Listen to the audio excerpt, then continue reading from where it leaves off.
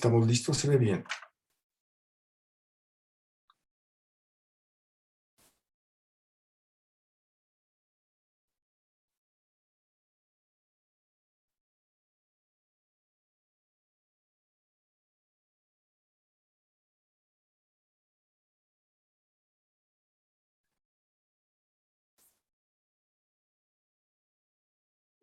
Al parecer no se escucha. Ujú.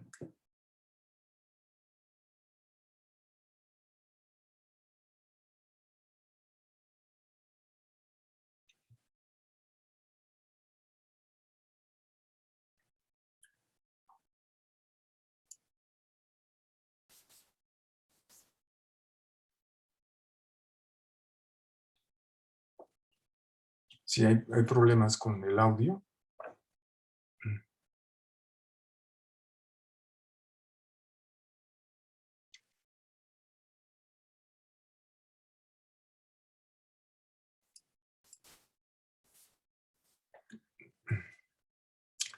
Se mantiene desactivado el micrófono todavía.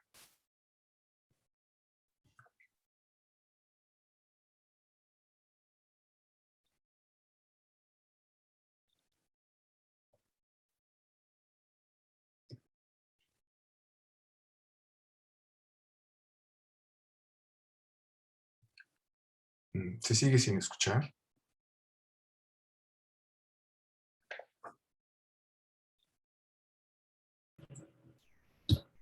No sé si se escucha ahora. Ahora sí, perfecto. Okay. Sí, efectivamente, pues el tema que les quería compartir es sobre metaheurísticas para el ordenamiento de permutaciones con prefijo invertido. Realmente no sé si esa será la traducción, eh, porque es un tema pues, que realmente en la literatura solo se encuentra en el idioma inglés. No he logrado encontrarlo en castellano. Y bueno, lo que les decía al inicio era que les agradezco el espacio, ¿verdad? Y el poder compartir estos minutos, este pequeño trabajo que hemos venido realizando desde hace unos meses ya para eh, el tema de maestría que estoy trabajando actualmente. Y pues realmente esto es un pequeño avance de lo que hemos realizado.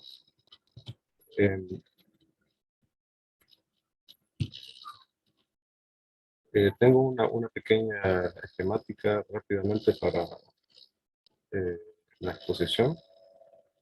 Tenemos una breve introducción, luego vamos a hablar un poquito sobre el problema y sus objetivos, un poquito el background matemático que hay detrás de este problema, la metodología que estamos utilizando y los resultados que se conocen actualmente. Y por supuesto algunas conclusiones que llevamos hasta el momento y las referencias. Para empezar, realmente la motivación de este tema es un poco nacida del el ámbito de la divulgación. Me encanta mucho eh, ver los videos de Eduardo Sáenz de Cabezón. Me imagino que muchos de aquí lo habrán visto. Él tiene un canal en YouTube y específicamente él tiene un video hablando sobre este tema. Entonces, en el momento en el que me encontraba buscando un tema para tesis y eso, casualmente me encontré con este video y me pareció interesante. Y estoy tratando de acoplar lo máximo posible a las ideas que él expresó en el video, aunque realmente en la literatura técnica del problema hay otros detalles que se escapan ahí, pero básicamente esto fue la base, ¿no? Para motivarme a investigar sobre esto. Y como tal, pues el origen real del problema fue eh, en una publicación que se hizo en el 75, esta revista prestigiosa, revista norteamericana, en donde Goodman planteaba el problema de cómo un chef, por ejemplo, teniendo una pila de panqueques de distintos tamaños, ¿verdad? O tortas, no sé cómo se dirá en otros países, pero digamos que esas son tortas que están apiladas y de alguna manera el chef tiene que entregar en tiempo y forma esas tortas y de una manera ordenada, siendo la más pequeña en la parte superior y la más grande en la parte inferior. Entonces, de lo que se trata es irla reordenando utilizando una espátula, de tal manera que al final quede ordenada, ¿no? Entonces, la pregunta que se hacía Goodman era que cuál era el número máximo de vueltas que yo podía dar a una pila de tortas en función de n, ¿verdad? Si tengo n tortas, para reordenarlo y que quede de esa manera. Entonces, una idea muy simple, muy sencilla de entender. Incluso te parece un juego de niños, ¿no? Pero esa es una de las características que tienen los problemas de optimización combinatoria, ¿no? De hecho, sabemos que eh, su, su descripción es muy sencilla, muy intuitiva, pero al final tratar de resolver o encontrar óptimos para esos problemas es bastante complejo.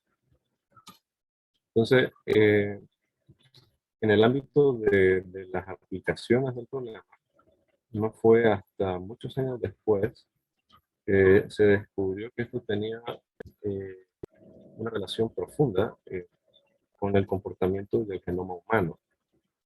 El genoma humano en el sentido de poder eh, modelar el comportamiento eh,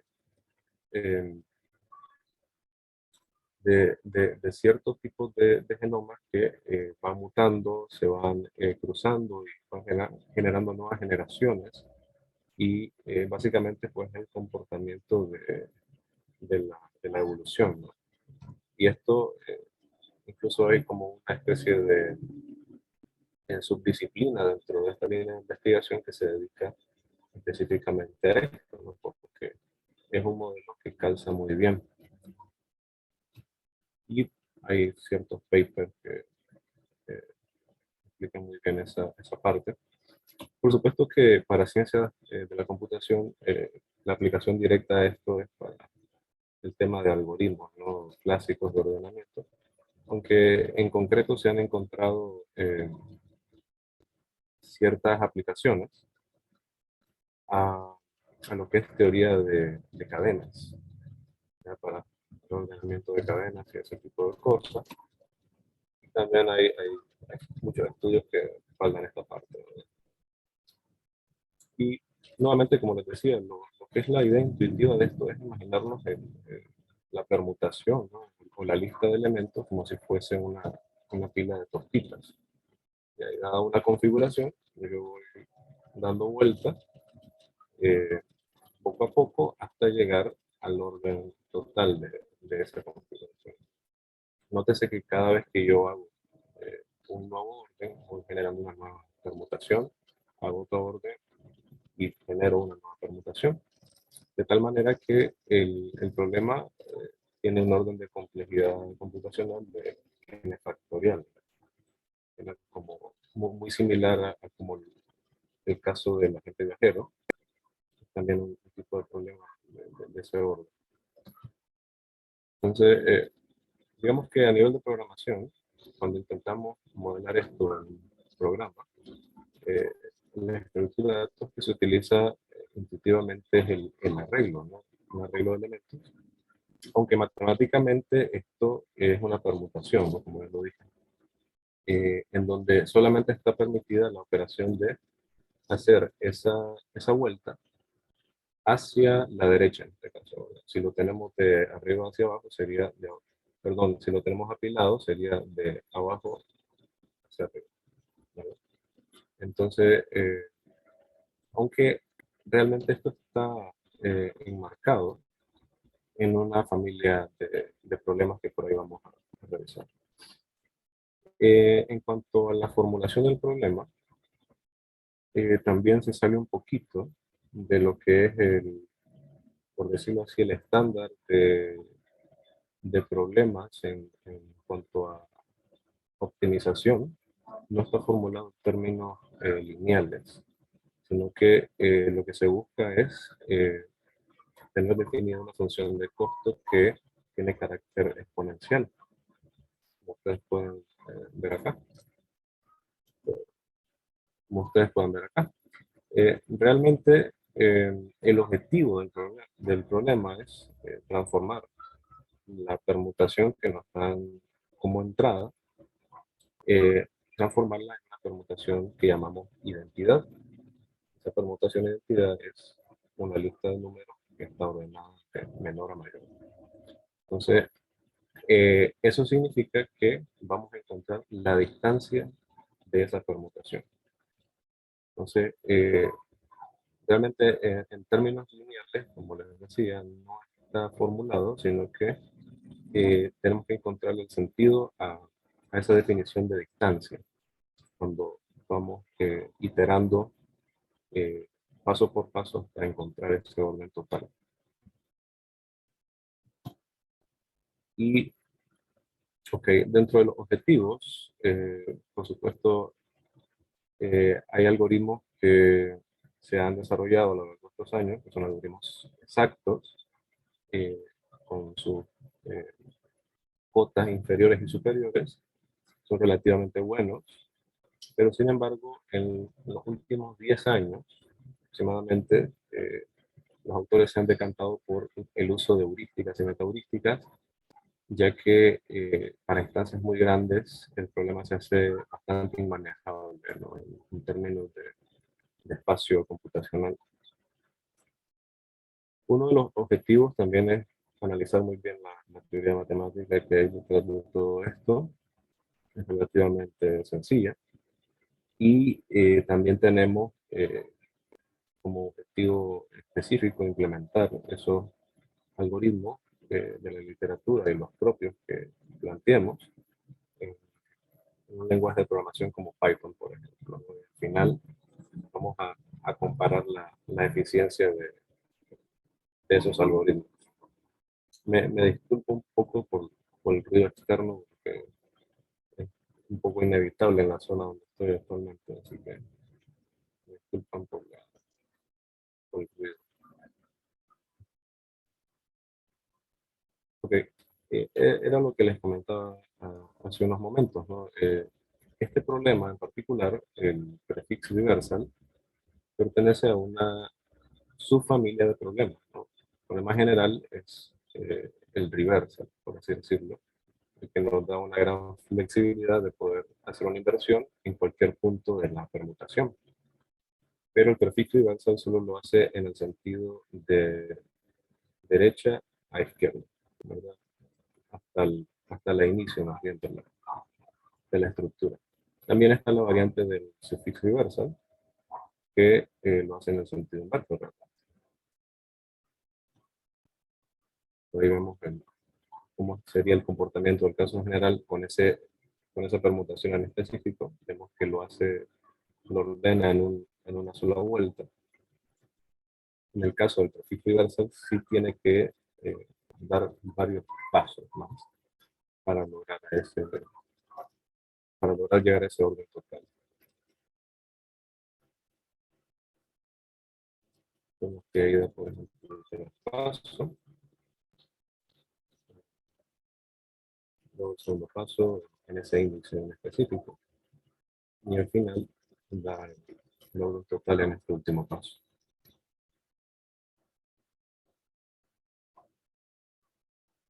Y el problema de trigarse con el sufijo, muy similar, ¿verdad? Al caso general, porque nos permite la flexibilidad de hacerlo al orden inverso. Y por acá, pues, no me quiero tener mucho en esto porque son bastante extensas las diapositivas que traje. Pero sí, digamos que la base matemática de esto está basada en el concepto de conjunto, ¿no? El conjunto más que todo para definir lo que es una permutación en el sentido de tenerlo encapsulado en un conjunto de unidades naturales. También hay ciertas operaciones que se definen, como por ejemplo la composición de las permutaciones, es algo muy útil. Lo que es la permutación de identidad, este concepto lo utilizamos también, que era, pues, digamos, la permutación ordenada desde 1 hasta n.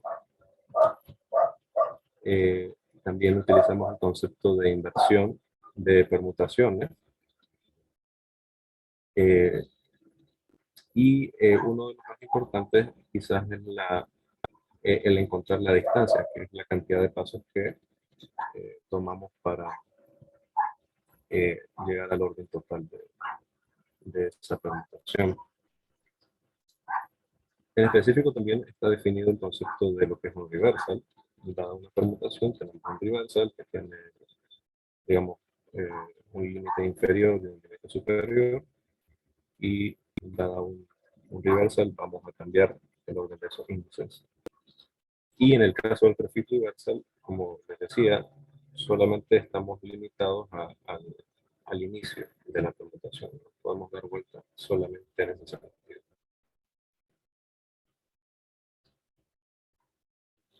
Y acá un poquito sobre la historia del problema. Una revisión rápida. Solo como un dato curioso que me gustaría compartirles. Uno de los tantos papers que existen sobre este problema fue desarrollado por Bill Gates y papá de Microsoft. De hecho, creo que es el único paper que ha escrito Bill Gates en toda su vida, y después se dedicó a hacer otras cosas, ¿no? Pero digamos que este fue el primer estudio serio que se hizo sobre el problema después de que se publicó. Y pues aquí se dan las primeras cuotas, ¿verdad?, sobre cómo calcular esos límites dada esa permutación con n elementos. Luego en el 96 fue donde se dio ese gran giro que les comentaba al inicio, cuando se descubrió esa estrecha relación que había de esta estructura y esta forma de ordenar elementos con el genoma humano, ¿verdad?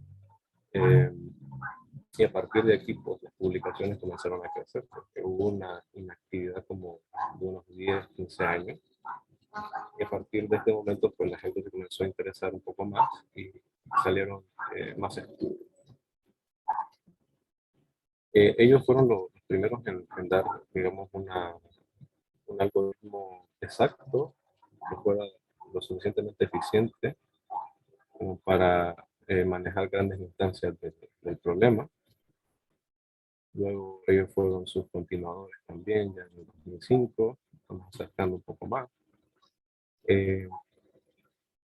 También el estudio de ellos, digamos, son una de las pocas cosas que se entienden hasta la actualidad. Fue bastante relevante también. Y ya, como les decía, a partir de estos últimos 10 años, la gente se comenzó a interesar más por heurísticas que por desarrollar algoritmos exactos. Y él fue uno de los primeros autores en desarrollar este tipo de planteamientos. Este equipo de brasileños también eh, se propusieron una teoría sobre sobre heurísticas, y digamos que lo más reciente, los estudios más recientes con más relevancia son los que ellos han realizado. Y digamos que en 2015 también hubo un punto de inflexión en todo lo que es el recorrido de la literatura del problema, porque eh, se demostró, este grupo de personas demostró que el problema es NP-hard. Y una vez demostrado eso, pues se entiende de que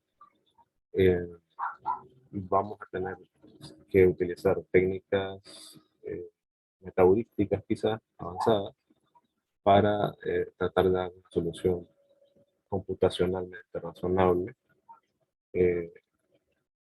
al problema, ¿no? hasta el momento, pues, antes de dar este resultado, no había ningún algoritmo heurístico o metaheurístico publicado. Después de este año comenzaron las publicaciones y pues realmente tiene sentido, ¿no? Porque era una incógnita que había y ya sabemos que es así. Y digamos que el estudio más reciente que se ha hecho, está publicado y todo, actualmente es eh, nuevas heurísticas, igualmente desarrollado por este equipo de investigadores brasileños. Solo para presentar al doctor Hernández, que creo que nos está acompañando ahorita. Él es mi tutor actualmente y es uno de los referentes, junto con el doctor Farajón, de acá de la UNED Managua, dos grandes investigadores que se dedican a este tipo de líneas de investigación relacionadas con algoritmos. Y bueno, esta es la descripción básica de los tantos algoritmos que hemos tomado como referencia para comenzar a trabajar. Este fue publicado por el grupo de investigadores brasileños y es una heurística general sobre cómo podemos almacenar, por ejemplo, en una base de datos, soluciones óptimas conocidas del problema y a través de una técnica de reducción de cada instancia de la permutación y consultando iterativamente esa base de datos para obtener la solución lo más rápido posible.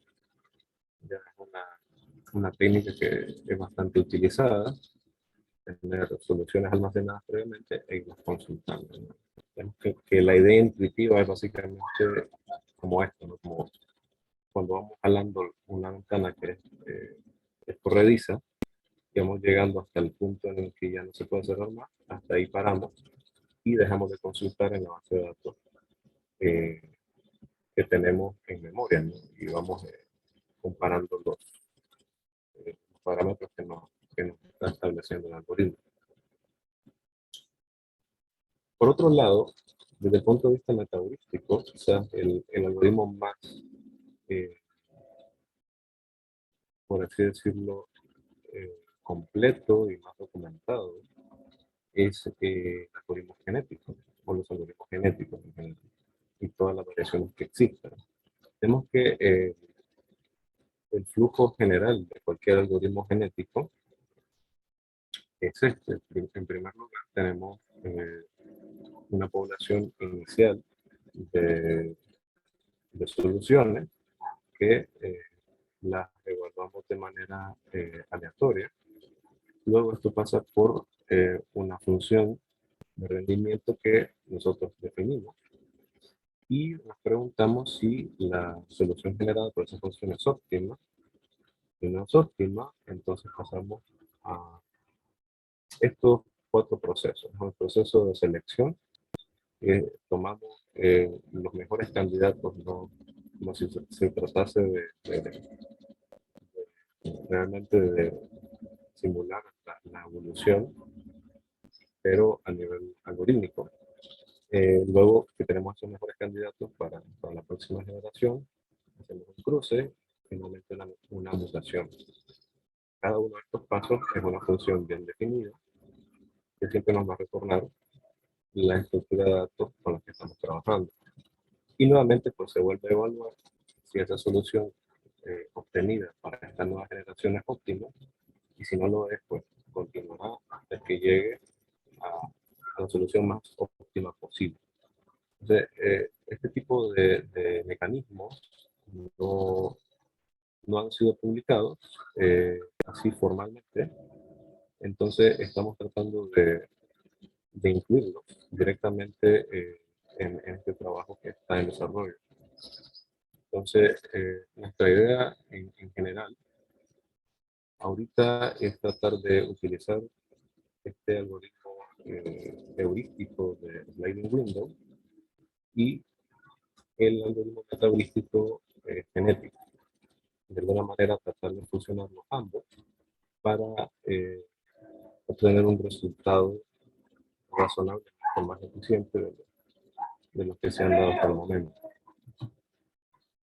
Básicamente la unión y fusión de estas dos ideas, ¿no? Es algo muy experimental realmente y creo que los que trabajamos en este tipo de líneas de investigación sabemos que a veces las cosas pueden ser así, bastante empíricas, pero al final de eso se trata, de estar probando nuevas técnicas y metodologías para llegar a resultados más óptimos. Y de igual forma, digamos, los resultados más conocidos actualmente son los de este algoritmo Styrene Window. Es decir, los comparamos, por ejemplo, con los planteados por Fischer y Ginsinger y el de Linzmeyer y Díaz, que son dos algoritmos que son considerados de los más eficientes. eh, Realmente le gana por poco, pero sí logra ser más eficiente este algoritmo heurístico. Lo único que los diferencia es quizás la cota inferior que se utiliza, que es esta notación de un concepto que ellos introdujeron llamado breakpoint, que no es más que eh, separar, digamos, la permutación y agruparlos en bloques en donde, por ejemplo, tengamos números consecutivos. Entonces, cada vez que encontremos dentro de una permutación bloques consecutivos, vamos a separarlos y crear una subpermutación, por así decirlo, o un arreglo dentro, y así hacer más eficiente el proceso de ordenamiento. Entonces, esa es una de las cosas que tiene esta heurística, por la cual es mejor respecto a otras. Y aquí están pues, los resultados comparativos en cuanto al mejoramiento en general de estos dos algoritmos, con un límite de tamaño de n hasta 300. ¿No? Eso es lo que se ha probado actualmente con un n igual a 300. De igual forma, para ver el tamaño de esa distancia, ¿no? Que es la que se busca optimizar realmente. Y yo creo que para finalizar, sabemos de la experiencia y de la teoría matemática detrás de estos algoritmos heurísticos y metaheurísticos, que son las herramientas más adecuadas que tenemos actualmente para combatir este tipo de problemas en NP-hard. Y de igual forma, pues, es bastante curioso también que un problema que tiene una aplicación genética, por así decirlo, también pueda resolverse con una idea similar, es decir, utilizando un algoritmo genético. Eso es algo que a mí me fascinó realmente cuando lo pensé, y es una de las cosas que me encanta de la matemática en lo personal, poder llegar a ese tipo de cosas, no relacionar conceptos que a lo mejor están en el mismo universo.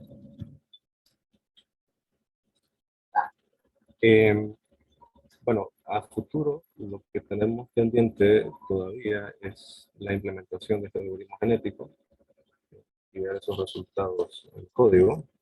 Una vez tenida esa implementación, vamos a pasar a hacer esa hibridación entre ambos algoritmos para los resultados que vayamos a obtener al final.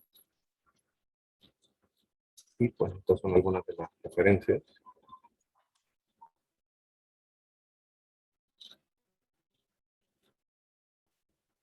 Y creo que eso sería todo. Muchísimas Bien, gracias. muchas gracias. Gracias. ¿Hay alguna pregunta? ¿Alguien tiene alguna pregunta? Ah, sí. Sí, adelante, doctor Trejos. Gracias. Gracias. Una preguntita. O sea, si entiendo, el algoritmo genético de momento nada más es un planteamiento de que lo van a usar, pero no han definido todavía, por ejemplo, la estructura de cromosoma, ni cuál va a ser los operadores de cruzamiento, de mutación y ese tipo de cosas. Y eso aún está por definirse. Ah, ok. Digamos Entonces, que el avance ha estado solamente enfocado en el desarrollo de la heurística. Luego pasamos a la metaheurística. sí, yo les recomendaría que estudien el teorema de Gunther Rudolph, un alemán que probó que los algoritmos genéticos convergen asintóticamente a los óptimos globales, porque él da ciertas condiciones para una buena implementación. Digamos, un algoritmo genético puede que te funcione, puede que no te funcione, pero si sigues un poco las recomendaciones de Rudolph, hay mayores chances de que te converja a buenas soluciones. Y una recomendación importante de él es que, aparte de que puedes hacer la selección de muchas maneras, puedes hacerlo por ruleta, puedes hacerlo por torneo, puedes hacerlo por élite, hay muchas maneras de implementar, pero hay una que es importante y es cuando pasas de una población a la siguiente, siempre tienes que guardar la mejor solución de la población anterior, porque la aleatoriedad que tienen los algoritmos genéticos puede hacer que esa solución desaparezca, ¿ves? Porque la recombinas o porque la cambias o por alguna razón, ¿verdad? Puede que desaparezca, pero la prueba de él está basada en que esa solución suboptimal en el momento T siempre permanece, ¿de acuerdo? Puede que se mejore en la siguiente iteración, ¿verdad? Porque la misma recombinación puede hacer que obtengas en la iteración T más 1 una mejor solución que la solución óptima de la solución T. Pero entonces la de la solución T más 1 hay que guardarla. ¿Ves? Esa es una recomendación que yo te haría porque en las implementaciones sí, no sé si estuviste ayer en la charla de Alex Murillo, que habló de implementación en R de las heurísticas para el problema de clustering, pero él dio varias recomendaciones porque precisamente el algoritmo genético es el que está dando mejores resultados comparado con simulated annealing, con hormigas, con partículas, con búsqueda de tabú y con otros en el problema de clustering, ¿verdad? Pero hay algunas cuestiones de implementación que son importantes de tomar en cuenta. Gracias. Muchísimas gracias. Muchas gracias. ¿Alguna otra pregunta? Si no hay preguntas, agradecemos mucho al ingeniero Palacios López por su interesante exposición. Y con Gracias. esto